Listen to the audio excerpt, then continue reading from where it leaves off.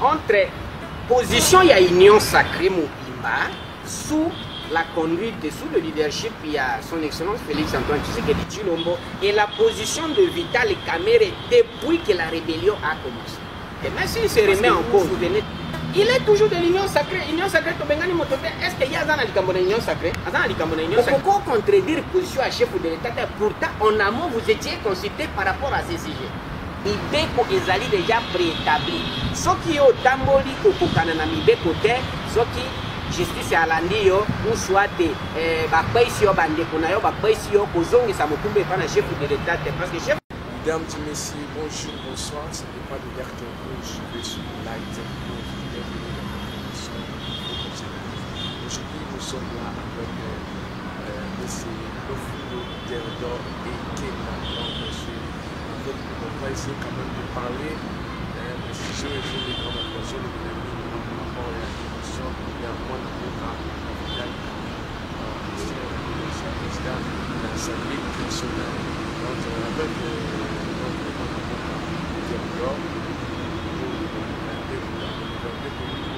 parce que bato bazoloba non eza camera démissionné eza na moye te eza keno bato bapousse ye eza keno eza mama eliki epa na ye te union sacré bayokani mpo baekarte ye soki bata idps nde basali mpo balongola ye mosusu bazoloba keno aza complice na ba M23 sikoyo en fait mwana mboka tendo nda mobimba mpe po explike biso nini esalaki président posé notre question grâce à ce président vote mingi ya kujonas mimi tuzamba toujours bila personnel kama démission ya président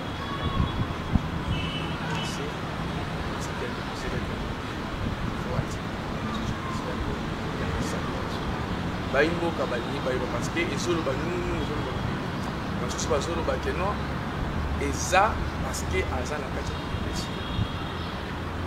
depesi bakuse na makambo eza po kaka yasani adémissiona longa botya manga na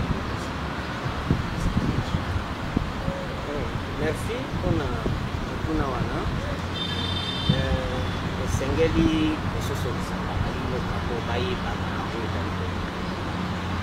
lelo ekoma na mboka na biso moto ayibi mbongo leta alobi akanga ye oh non acharnement oh non chasse à sorcière oh non soki mpe leta akangi bato bazoyiba mbongo te oh impunité laisser aller gouvernement ya badétourner mais finalement bato balingi nini na mboka ezali kosala politique. Politique est une question de responsabilité par rapport à l'engagement. L'Union sacrée est une famille politique. Il y a Mokonzi Yamboka, son excellence Félix Antoine Tshisekedi Tshilombo. Il y a des initiateurs de l'Union sacrée de la nation. Mais tant que Mokonzi Yamboka a une ligne de conduite,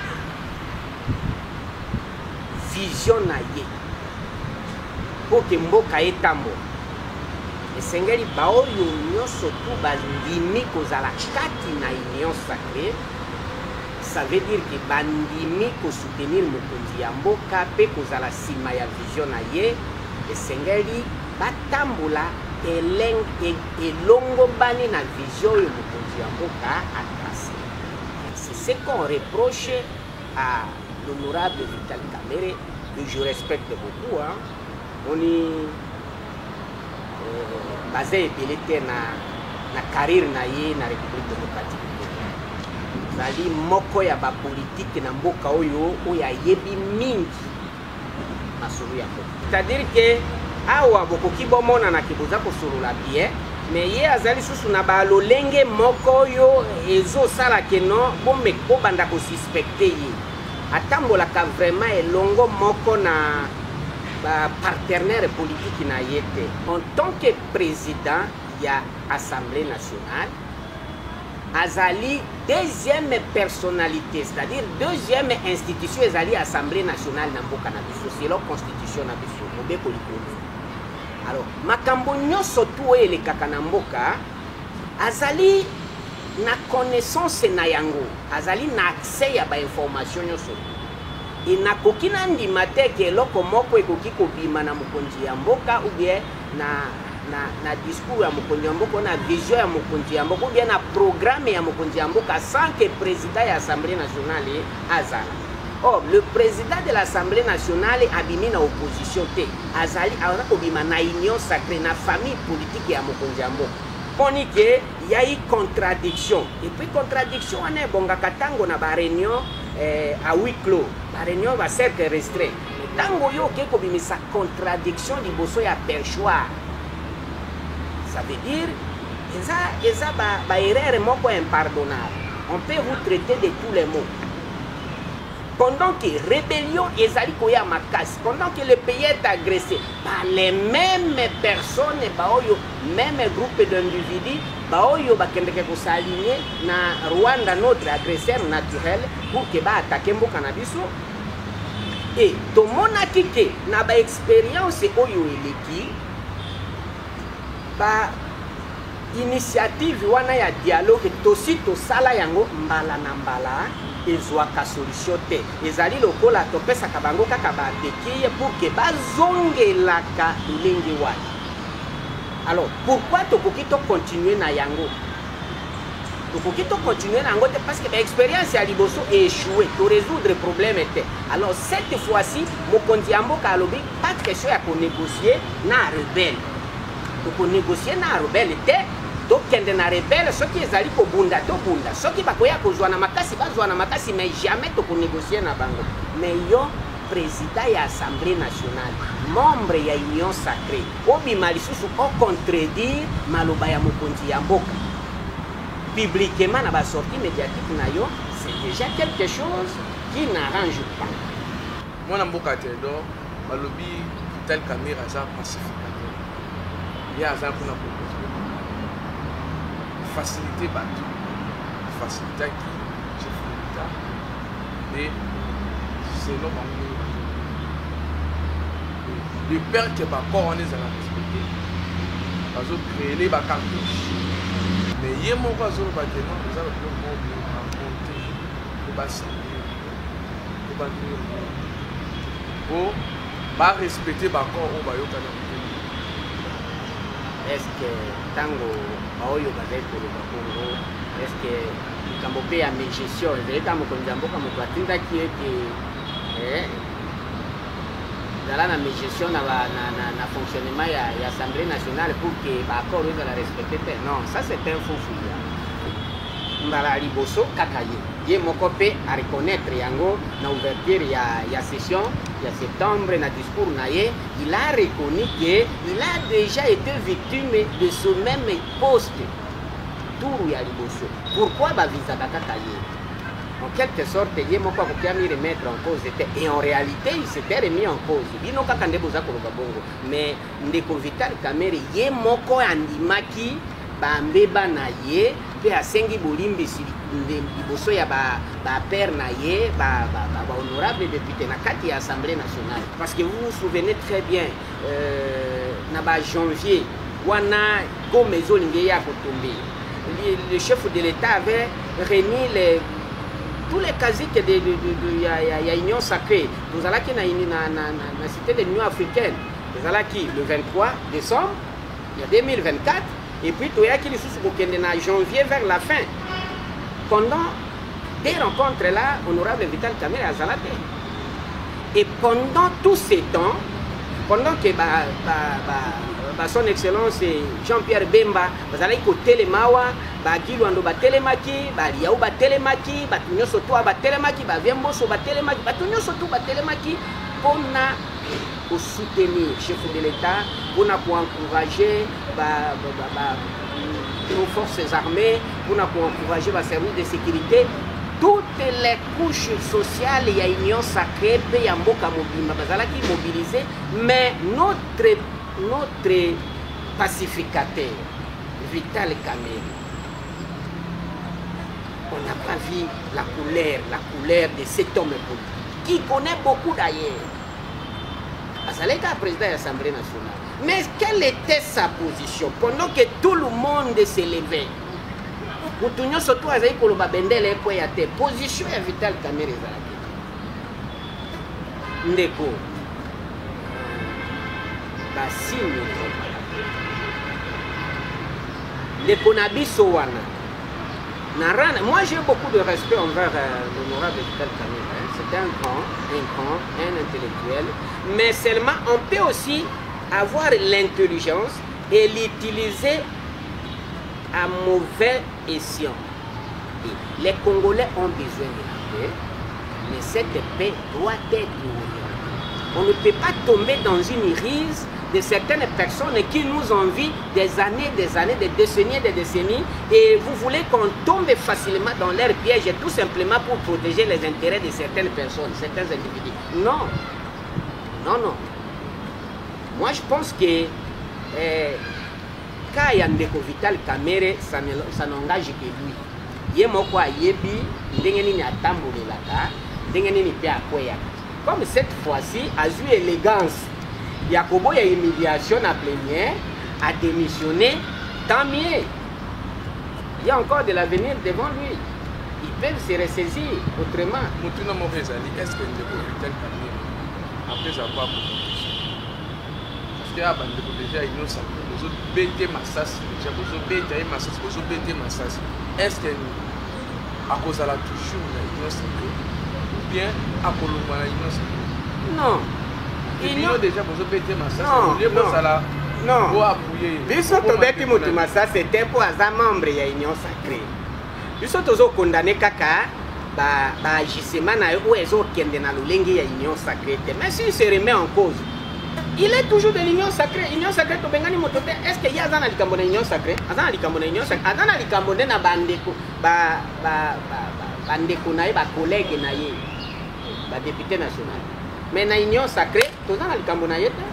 Ndeko Vital Kamerhe, aux président de l'Assemblée nationale, aux gérer toute une institution. Mais ce qu'il y a mes gestions, il y a des dérapages dans cette gestion, dans cette manière de gérer. On vous met à côté, ça n'a rien à voir avec l'Union sacrée, ça n'a rien à voir avec le chef de l'État, ça n'a rien à voir avec la population congolaise. Allons Wende, président de l'Assemblée nationale, mais à tout à l'heure, honorable Vital Kamerhe.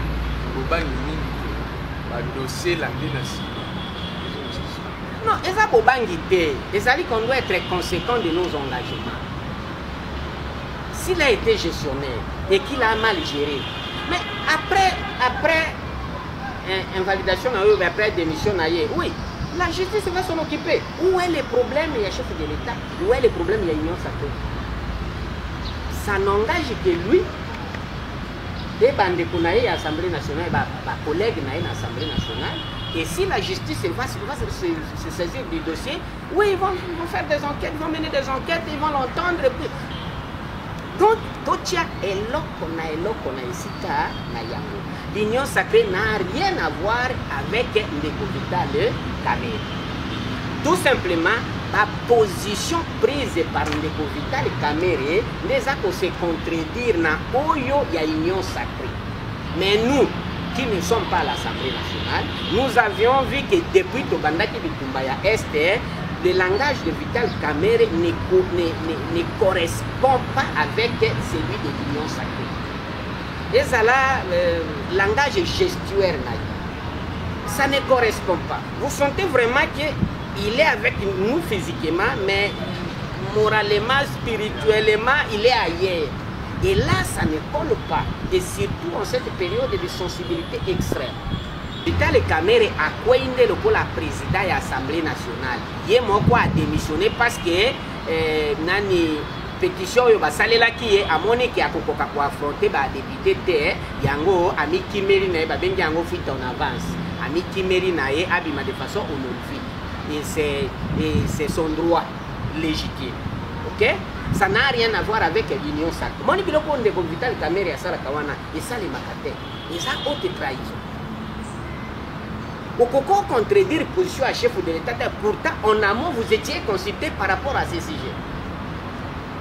N'a pas ça fait moi. Et tout ça na Bukavu.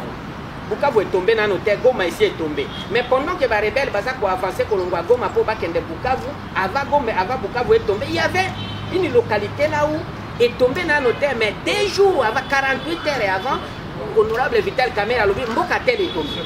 Pourtant, Mboka wana ba faire descendre bazar. Ça ne pouvait pas se justifier.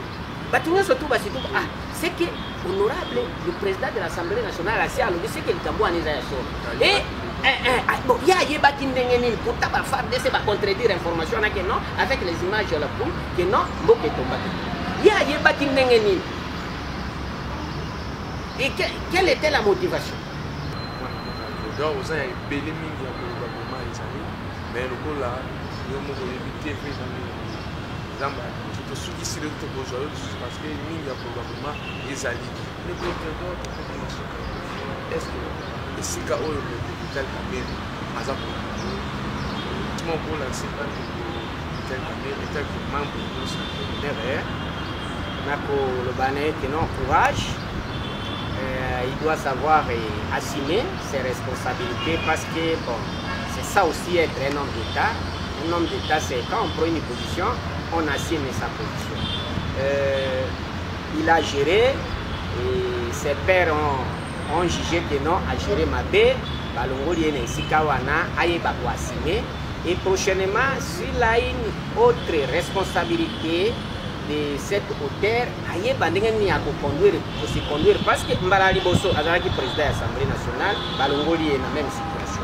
Azalaki directeur de cabinet, chef de l'État, a longé avec l'Union surtout Boyebi. Autour c'est la même chose, c'est-à-dire Ayeba Kotala Ndengeni ya Tambolaka à se remettre en cause, peut-être le pays, la nature peut lui offrir encore une seconde chance, une dernière chance. Balawana Ayeba Kogere, mais pour le moment qu'il assume ses actes, c'est aussi ça la démocratie. Il y